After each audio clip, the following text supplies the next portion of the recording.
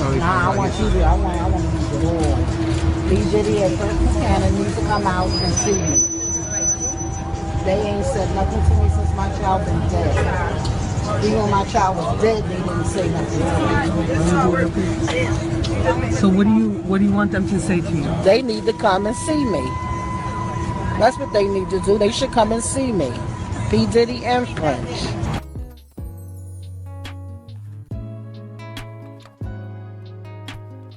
My son, I said I can't, I don't know, it's just, and I was like, I told him to stay out the streets, don't be driving around 4 in the morning just shooting by yourself or you and another person. Right. She said you're not his father. I said okay. So that was it. I mean, as far as Chinx, all I did was give him a platform to feed his family. Right. I never made $1 off of him. All the money he made, I told him go take care of your family. He was in the streets at the time selling drugs, so it's like, I gave him. He said, all right, I promise I'm coming straight home. I'm not going to do anything after the club.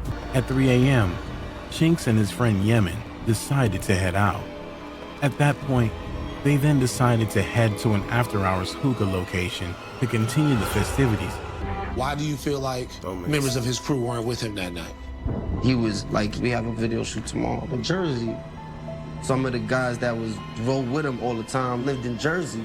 So they there's no point going back to the city. It was me and him. Chinx called me, want to come out? Got a little spot in Brooklyn. He called me, yo, you coming? Ain't nobody coming with me. I'm like, damn. Yo, face! Yo, your face, please! With sugar on top!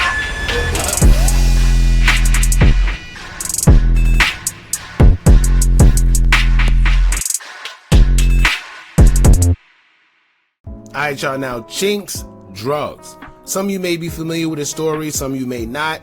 Chinx was from Far Rockaway, Queens, came up in the game with another Far Rock rapper that was unalive by the name of Stack Bundles. Now Chinx would go on to be signed to French Montana under his label CB, and it seemed like he had a very prominent future when it came to the music.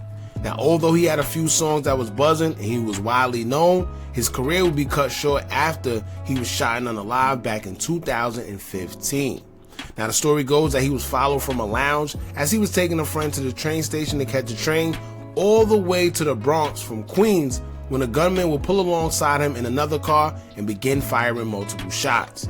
Chinx was taken to Jamaica Hospital afterwards when he was pronounced deceased. Now to this day, I've always said that story never made sense to me, and it's not just me neither. What people don't know is Chinx's mother and his baby mother made it very clear that for some reason, they felt French Montana may have had a hand in her son's demise. Nah, I want you to, I want to use it all. P. Diddy and Hookah needs to come out and see me.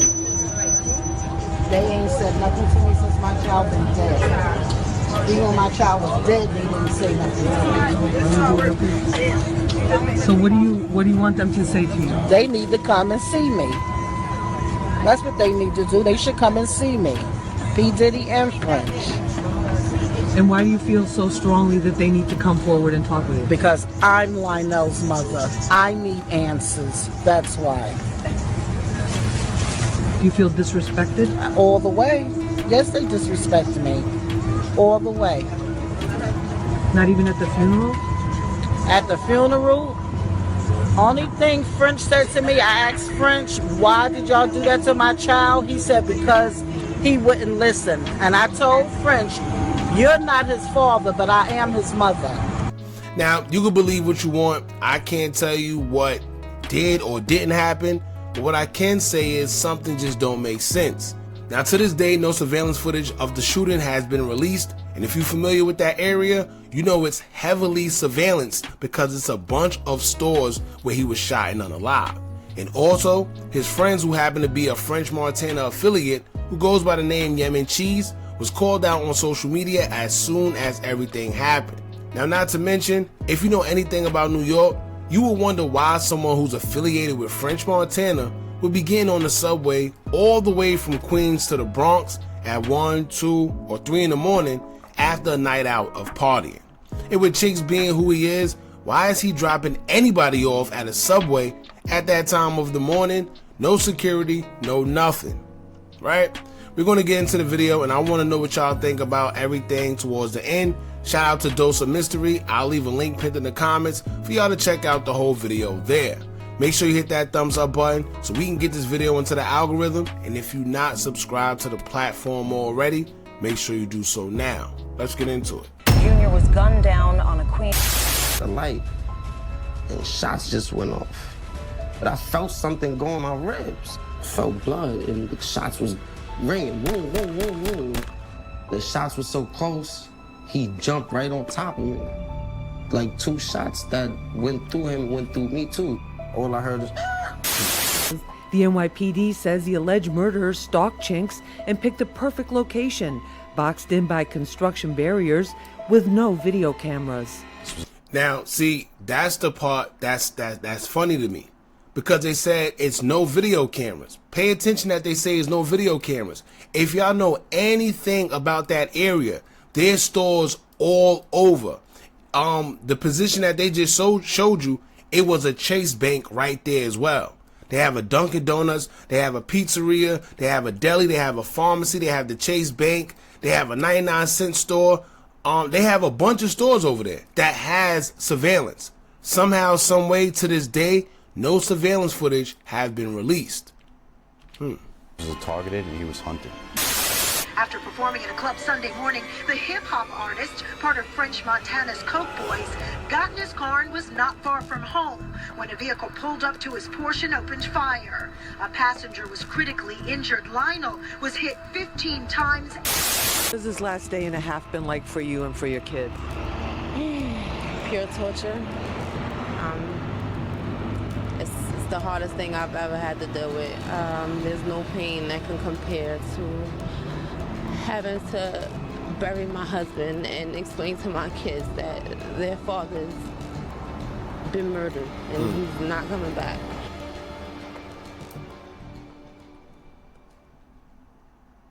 One fun-filled night in 2015, Lionel Pickens, known to the hip-hop community as Chinx, would host his last party without even knowing it. For after, he would be hunted, ambushed, and murdered in cold blood. It was Saturday, May 16, 2015. Chinx was set to host a party in Brooklyn at Club Red Wolf. Before his club appearance, he spent the day enjoying the company of his wife, Janelle Pickens. He was home with me all day the night that he went out. Sunday, Saturday, Saturday night, he had a party to go to that he was hosting. The sun set and the night came in. They spent the early hours of the night together until a little after midnight, around 12:30 a.m., May 17th, when Chinx was about to leave to go to the event. His wife was tired from their day together and decided to stay in bed while he headed out. They shared a heartwarming joke about it before he said the words, "I promise I'm coming straight home. I'm not gonna do anything after the club." He came to me probably about 12:30 at night, asked me if I wanted to go. I was already tired. I told him, just go, I'll see you when you get home. And I was falling asleep while I was talking to him, and he was laughing at me. And his last words was, "Oh, my baby's tired." And then he said, "You sure you don't want to go?" And I said, "No, babe, go ahead. It's all right. I'll see you when you get home." And he said, "All right, I promise I'm coming straight home. I'm not going to do anything after the club." Damn.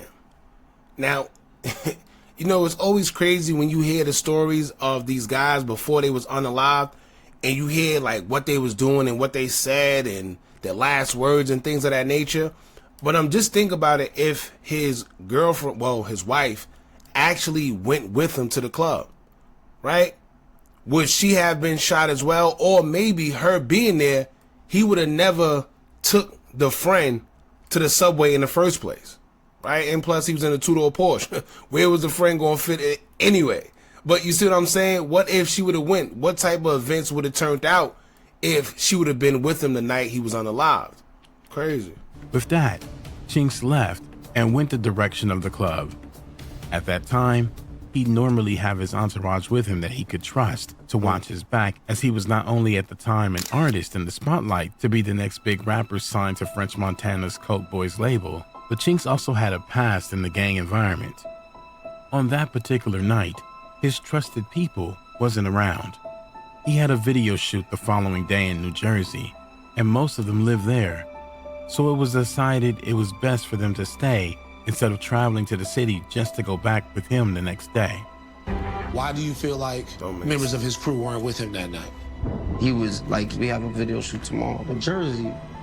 Some of the guys that was rode with him all the time lived in Jersey.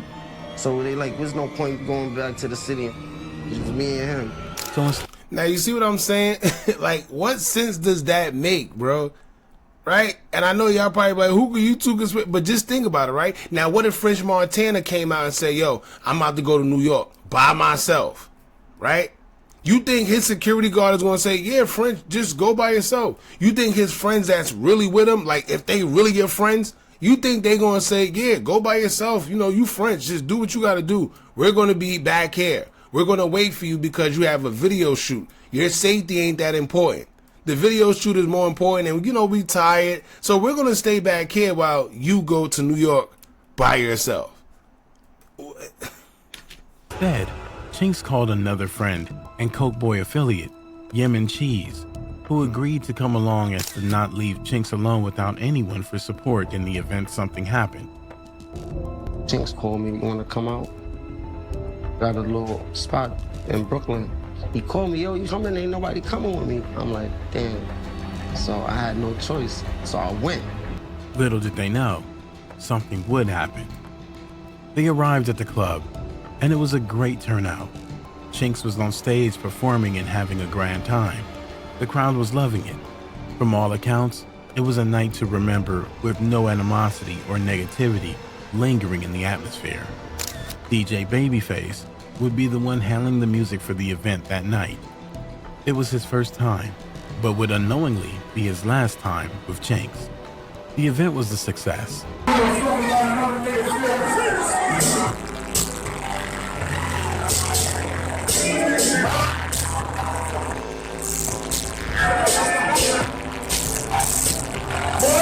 At 3 a.m., Chinx and his friend Yemen decided to head out. At that point, they then decided to head to an after-hours hookah location to continue the festivities, but upon arrival, the place was closed. Alright, so as y'all pay attention to what his wife said, technically he was supposed to just perform, do his music, do what he had to do, and go back. Right? And go back to his wife. Now, like I said, this is another thing that always didn't really sit right with me, because if he know that he was by himself and he only had this guy with him, what actually made him go to what would make him go to a hookah lounge by himself with just little old Yemen Cheese and knowing you are who you are? Like, would he really risk that once again by himself? He went to the club and performed by himself. Okay. He made it out there, made his money. Cool. Now it's time to go back home. What would really make him say, listen, I'm Chinx Drugz. I'm going to go to this hookah lounge by myself with Yemen Cheese, knowing I am who I am, no security, no nothing, jewelry on, everything. I just want to go to the hookah lounge. He gets in front of the club. I told him, tell him we're going to go through the back because I want to bring my drink in, because I don't drink alcohol. I drink lean. Yeah. The energy was perfect in there. It was a good vibe. We left 3 o'clock. His security told them, let's go to an after-hour spot. We get in front of the spot. See? Now, the story went from him not having no security and nobody, because everybody was in Jersey, and that was the reason why they called Yemen Cheese, right? He called Yemen Cheese because, quote-unquote, nobody was with him. Somehow, some way, his security popped up. So that's another thing. So if he would, why was he riding alone? Where was the security? Right? Let's see. The spot was closed. Everybody was leaving out. The next move they made would be critical to Chinx's survival. They decided to call it a night. Chinx said they'd go to his place where Yemen could then take a cab and get home, as it would be an easier commute.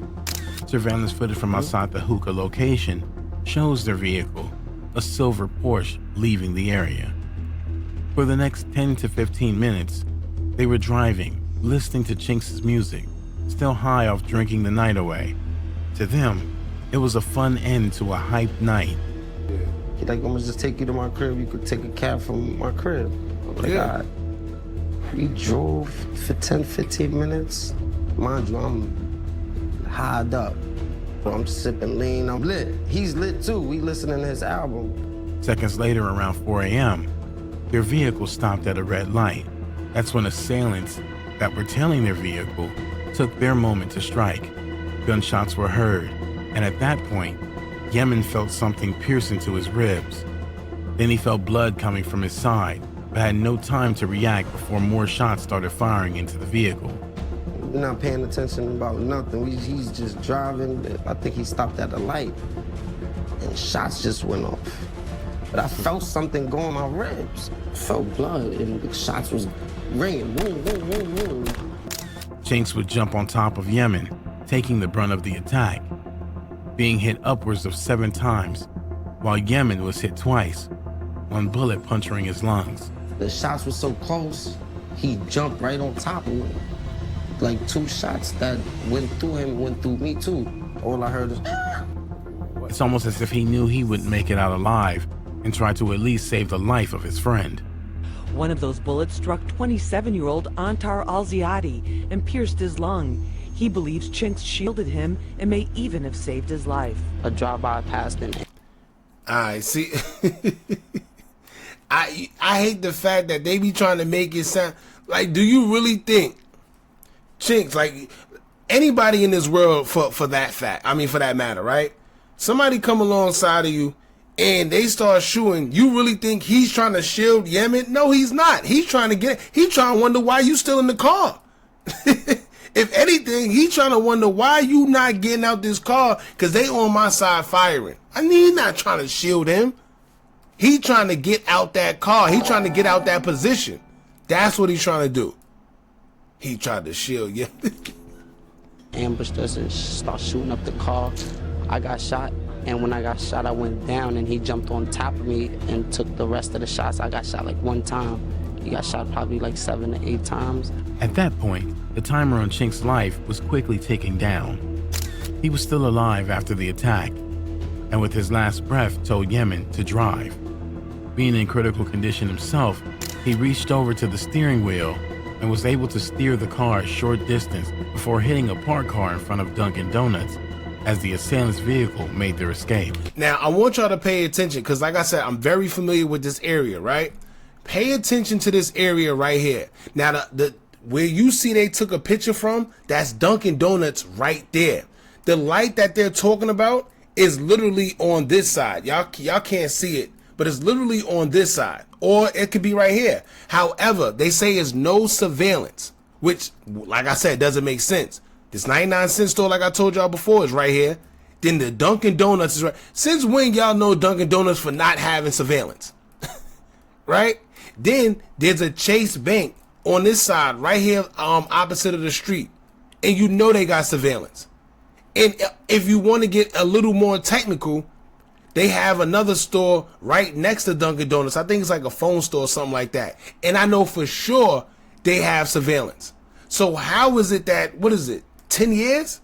We had 10 years now, 2025. Why have we still not seen any surveillance footage?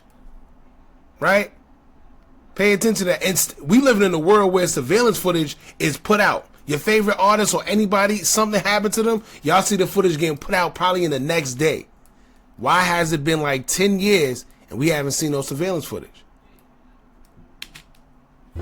Using whatever strength was left, he saw police officers and rushed to them for help while he himself was slowly dying. I looked up, nobody was there. He like, yo, get us out of here. He couldn't move, so he was still alive. Yeah, he was still alive. He's like, get us out of here. So I turned the wheel with one hand. When I turned the wheel, the car started moving. I turned. When I turned, I hit a parked car. When I hit the parked car, I jumped out. Oh, so you see what he say? He say turn, which means there's a light right there. So where he turned, where he's saying he turned that, and when he hit that car, there's a light right there on that corner. It's a big intersection. They definitely have surveillance right there. For sure they have surveillance right there. I'm telling y'all. Oh, man. Out to get some help. So I see police or lights or whatever. I stopped them. I'm talking to them. They trying to ask me questions. I'm like, my friend in there is, please, I need help. Take us to the hospital. Oh, you know, another thing that I didn't even realize. Do y'all want to know something? Do y'all know that another 2 or 3, it's actually long blocks, but once you get like 2 to 3 blocks up, there's literally the Supreme Criminal Courthouse right there. The Queens Supreme Criminal Courthouse is right there. It's nothing but police over there, and they also have a precinct over there. Man. Police at the scene recalled Chinx having as much as what appeared to be 15 bullet wounds, in which some may have been exit wounds. They also recovered 9mm shell casings at the scene, which they state all came from one shooter. Investigators believe there was one gunman and are not yet sure about the getaway vehicle. But one thing is clear, with highways nearby, it was an easy escape. We did recover 12 shell casings from the crime scene, all fired from the same gun. They were taken to Jamaica Hospital Medical Center, where Lionel Pickens, aka Chinx, unfortunately, was pronounced dead on his way to the hospital. Yemen Cheese was given a 15% chance of survival. Yo, man, y'all. I'm gonna keep my comments to myself. And luckily pulled through his injuries. And how close did you come to losing your life? They said it was 85%. This is right here, right next to my heart. One around my heart, just like that. Investigators would arrive to find the bullet-ridden vehicle with bloodstains revealing the tragedy that just occurred. Y'all see? Y'all see I ain't lying to y'all, right? Y'all see this? There's a Dunkin' Donuts right here. There's this store right here is like a cell phone store or something like that. You got some other stores right here. But if he said they made the turn, I'm going to tell y'all right now, that means they was on, there's something called Queens Boulevard. Do you know how much heavy traffic and surveillance and everything is over there? For there not to be no footage anywhere? There's a Peruvian restaurant. There's a whole bunch of stuff over there. Chinx's wife would awaken around 5 a.m. to find Chinx nowhere back home. Her next reaction was to call his phone, but he didn't pick up. In her mind, she brushed it off as nothing, thinking he probably went to the studio. He promised me he was coming home, and about 5 o'clock in the morning I woke up, and when I seen he wasn't home, I started to call him. When I didn't get an answer, I didn't think the worst. I just felt like, maybe he went to the studio or something. That's what he usually likes to do. Approximately 5 minutes later, she received a phone call from his manager informing her that detectives called, saying Chinx had been shot and transported to the hospital, and they want her to give them a call. The worst was still yet to sink in within her mind that maybe Chinx was gone. That would change when she gave the detectives a call, only to be told to come to the hospital, but not to come alone if she's driving. Right then and there, his wife knew that she was on her way to receive bad news, and that exactly was the case when she arrived. The hip-hop community was left in mourning, along with his family and friends, and shared their condolences for those hurting. The search was out to find out who could possibly have felt such animosity towards Chinx that they'd hunt him down, ambush him, and take his life. Hip-hop cop Derek Parker believes it was no random act, but that Chinx was set up. This is what happened. I believe Chinx got. Now this was what is he? He's like not a CO. He's a cop, homicide detective or something like that, or hip hop police. Listen to what he said. I think this is the interview where he said he was set up, and it's something a little more deeper than we're being told. I think this is the interview. I'm not sure. Let me see, because he definitely said it. There's no doubt about that. Time would pass, and there were no positive updates about the case.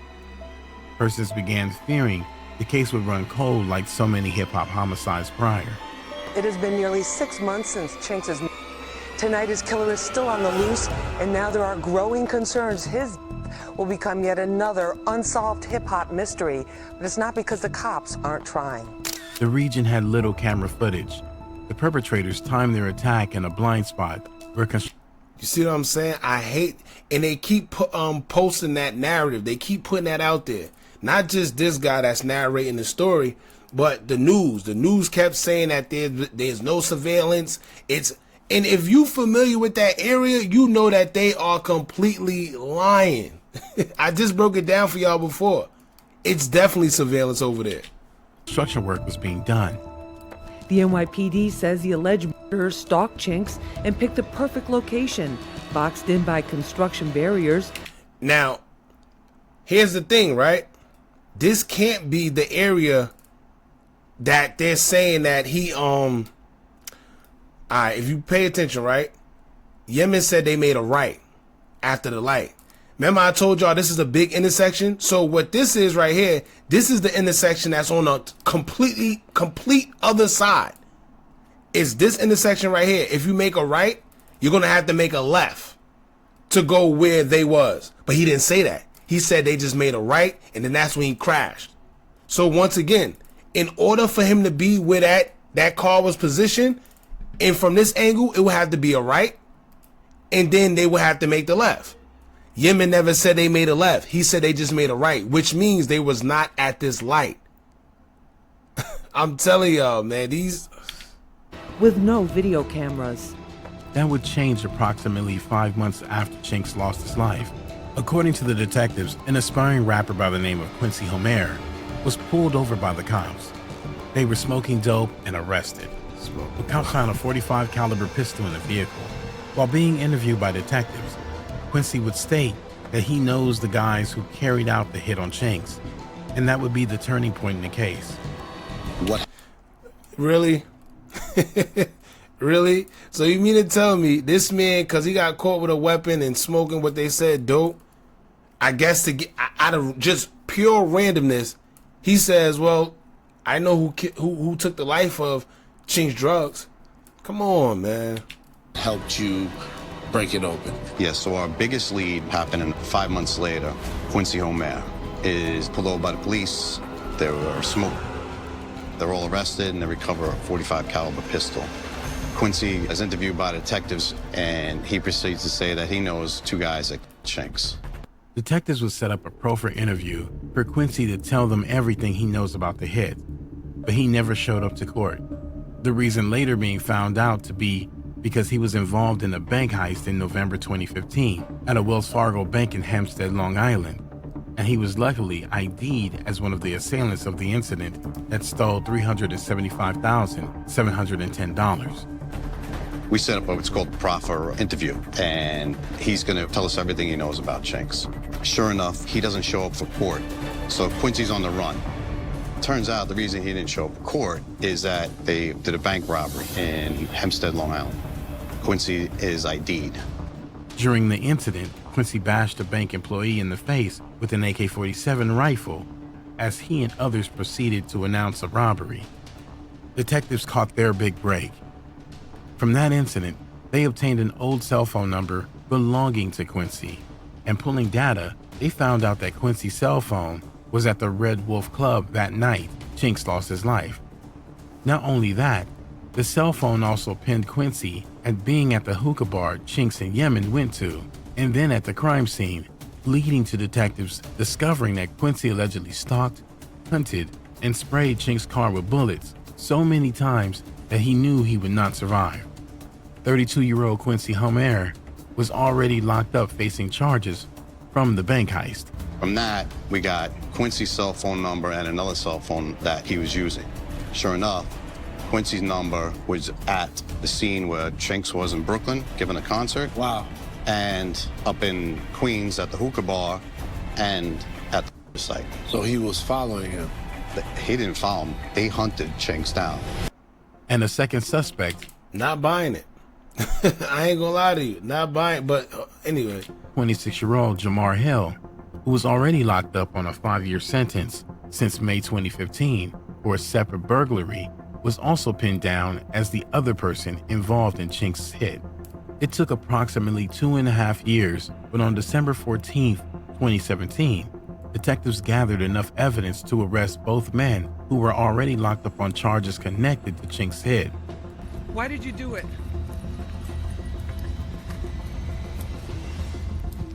Both suspects were charged for the hit, 1 attempt, assault, and 2 counts of possession of a weapon, and pleaded not guilty and were held without bail. Homer also faced separate gun and dope possession charges from October 2015, on the case in which he had stopped appearing in court. What's even more heartbreaking about this entire homicide is what the evidence uncovered. According to an NYPD official, it's alleged that the motive for the hit stems from a conflict that dated back nearly a decade. According to Lieutenant Richard Rudolph, commanding officer of the Queens South Homicide Squad, Quincy Homer, 32, and Jamar Hill, 26, hunted, carried out the hit due to a clash that took place while Chinx was incarcerated.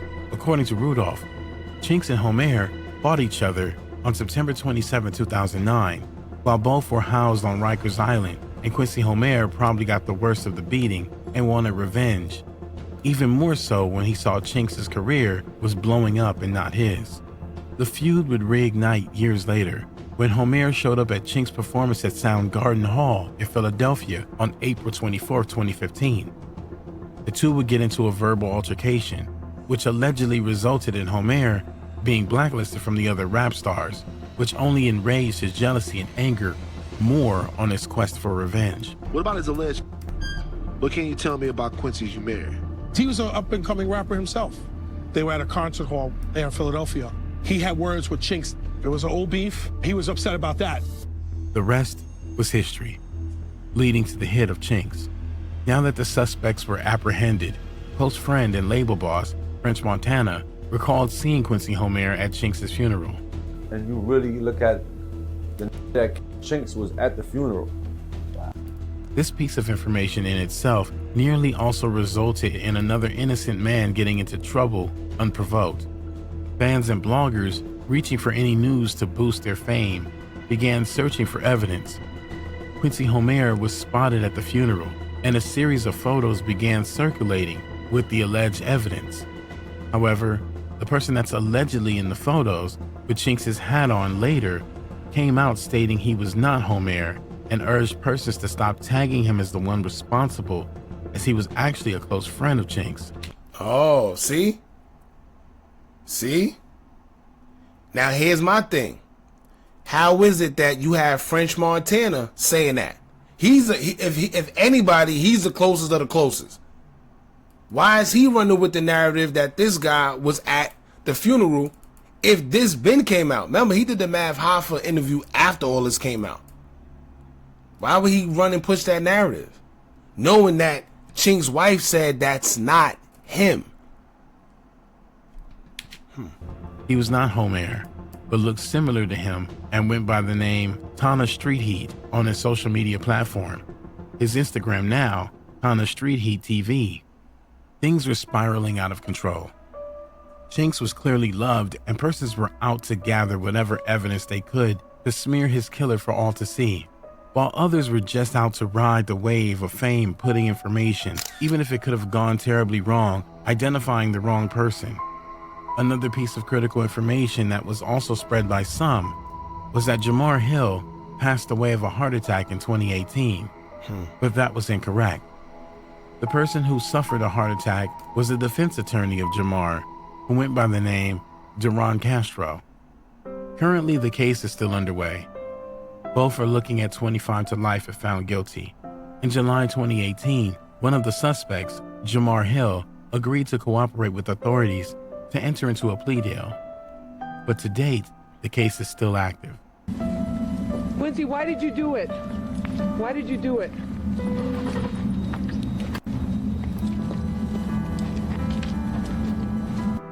Hopefully it ends with justice being served for Chinx.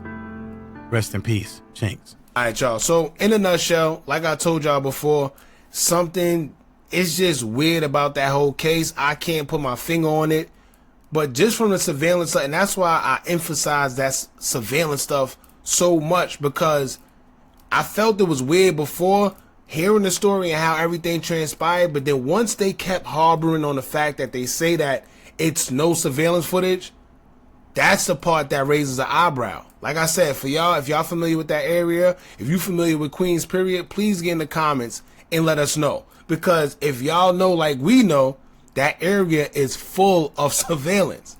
And then the spot that they saying that he made the turn or he was caught at because it was construction does not add up with the spot that Yemen Cheese said that they were at. It just don't. I'm sorry. right? So that's pretty much it, man. Y'all jump in the Oh, and another thing, they didn't put the mother in there. I don't know why. They didn't put the mother and the wife, pretty much saying that she feels that somehow, some way, French Montana may have had. I don't know why she think that. I'm gonna just leave that up to y'all. But let's see, man. Don't forget to like, comment, share, and subscribe. Hit that bell so you're notified every time we drop new content. And remember, as long as you keep on watching, I'm gonna keep on dropping. And I'm out.